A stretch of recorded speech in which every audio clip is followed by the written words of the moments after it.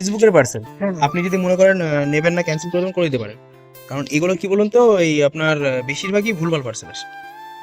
হ্যাঁ, ভুলভাল আসে। এবার আপনার যদি মনে হয় আপনি নেবেন, সেটা আপনার দায়িত্ব। কি জিনিসটা যেন দিছিলাম ফেসবুকতেই আমি দেখি, ঠিক আছে, সে যা হয় হবে না।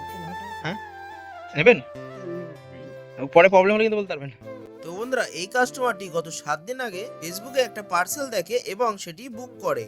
আর ওনার পার্সেলটি আজ আমি নিয়ে যাই। নিয়ে যাওয়ার পরে আমি ওনাকে বারবার বললাম এটা নিতে হবে না, উনি তাও নিজের রিক্সে পার্সেলটি রিসিভ করলো।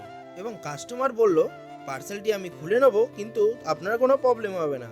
তাই পার্সেলটি খোলার আগে কাস্টমারের কাছে টাকাটা আমি নিয়ে নিলাম। তারপর কাস্টমারের পার্সেল কাস্টমারের হাতে দিলাম যে পার্সেলটি আপনি আনবক্সিং করুন। বন্ধুরা, পার্সেলটির দামটি ছিল 299 টাকা। পার্সেলটি যখন আনবক্সিং করা হয়ে গেল কাস্টমারের, তারপর কাস্টমারটি পার্সেলটি হাতে নিয়ে বলল পার্সেলটি ঠিকঠাকই এসছে। কাস্টমারের কপালটি খুব ভালো ছিল, কারণ 100টা পার্সেলের মধ্যে 90টা পার্সেলই ভুল আসে।